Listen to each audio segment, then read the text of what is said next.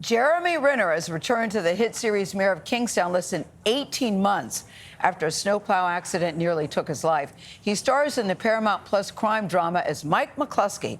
Now, the show follows a family of power brokers in a town that thrives on the prison system. In this clip from the season premiere, McLusky tries to convince his brother to avoid being part of a dangerous mission. That thing is going down tonight. Yeah, I know. You don't gotta go. That's my point. They got plenty of hands on deck, okay? Well, I gotta be there, Mike. I'm carrying the shield again. Where would I be? Maybe here with your pregnant wife. She's not gonna stop being pregnant, being on the job. Yeah. Hey, my head's on right. I'm good. Uh-huh. Jeremy Renner was in the studio yesterday to talk about getting back to work. What a pleasure it is to see you in person here. Yeah, it's good to be here, man. 30 broken bones, more so, right? 38. 38, but who's counting? Multiple surgeries. Yeah. Mayor of Kingstown is a great show, super intense, right? Yeah. Shows like this have a heightened reality, but your life as you were actually living it was a heightened reality. I mean, Yeah. this accident- Yes. Yeah. How do you toggle? How do you then act when the thing you're living, the real world, is so intense? That's a good question. It was kind of that was the part of it where it's kind of hard to get back to work in the way of like I'm gonna go do fiction.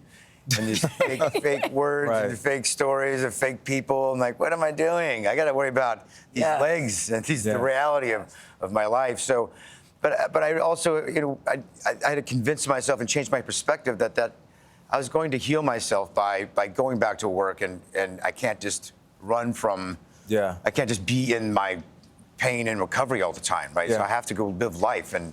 So it really did help by going back to work. Even though it was very fragile and touch and go the first few weeks, it was not good. Well, we can say Mike McLusky is still a tough character. Yeah. He hasn't changed. But I don't know. See, that's the thing. Coming back into it, it's made. I feel like I've made him more delicate. More delicate. Because I think I am. In the episode I saw, he was still tough. Was he? Okay, good. As long as he looks tough, that's all that matters. Tell me about that. I'm curious. You made him more delicate. What do you mean? Well, it also worked just because in the narrative of the show, without giving away too much, of something bad that happens. So it's pretty vulnerable because there's a loss, and he has to deal with that. A surprising loss. I was personally dealing with a lot of those type of feelings anyway, so it just kind of worked. Where what was happening in my life was kind of congruent with what was happening in Mike McLusky's life, and it kind of bleeds in throughout the series too. It's very layered, and you wear multiple hats, not just the main attraction, but also executive producer.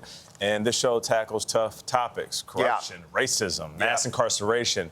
What is it like to bring those real life elements to a show that really depicts this city in a way that is accurate?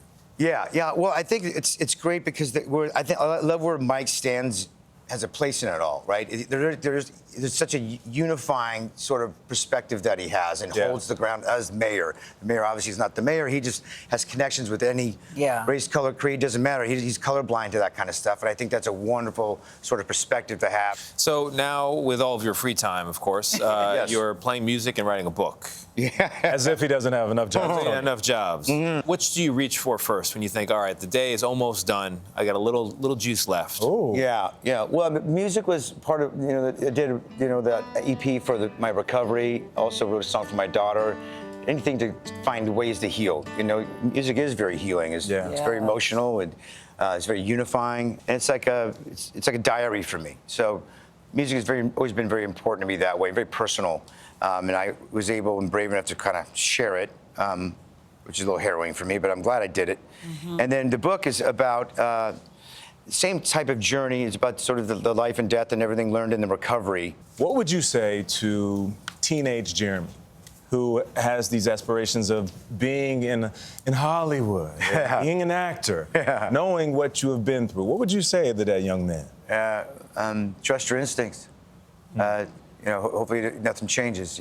That's what I'd hope. Because I have zero regrets, and that was also confirmed upon, the accident and death. It's like, I was on my deathbed, and I have zero regrets. Wow! What a great. And I always believed that. But now it's the confirmation of that. To face death. That is a very different thing. Yeah, to face death and be involved in that, right, is and then you double down on like, now I know I don't have any regrets. That's most people's biggest fear. Right, Yes. exactly. Is to have regrets on their deathbed. So these wonderful sort of gifts that were bestowed onto me because of this accident I'll never have a bad day for the rest of my life. It's like I get that. Yes. That's very you know what I mean? powerful. You have to I don't recommend that getting is tested to your powerful. No, I limits. like that. So, go have a like bad that. day, right? I don't Yes. recommend doing what I did. Yeah. No, I know. But I'm going but to take something positive out of this somehow, someway. I'm curious about Ava, because last time you were here, you were talking about driving her to school. It was a costume day or something. Yeah. You were debating about whether you. Oh, right, that's right. No, Yeah, I doing remember Twisted that. Hawkeye. Yes, Yeah. yes. And how your relationship has changed and how instrumental she must have been with getting you through this. Yeah. She's my life force, man.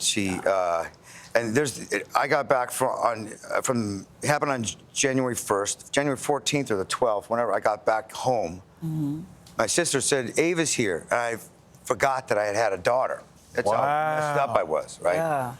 And then seeing her, she was, I'd never seen my daughter scared or anything. And I was laying there pretty busted up. And she told me she was afraid. And I said, look, you have to wait for me. These are just bones. They're all going to heal pretty quickly. And you never have to worry. So everything I did was to show off or prove to her that I was getting better each week. She'd come on the weekends, and I'd get through physical therapy, do whatever I could possibly do. And she was my driving force. I wasn't focused on my pain. I wasn't focused on anything that I was going through. I had to do it and heal my daughter. I relieved myself of whatever I had to go through. Yeah. And like, the more I healed, I'd heal my mother, my poor nephew who had to hold my arm, Yes, watch during me that time. die on the ice, right?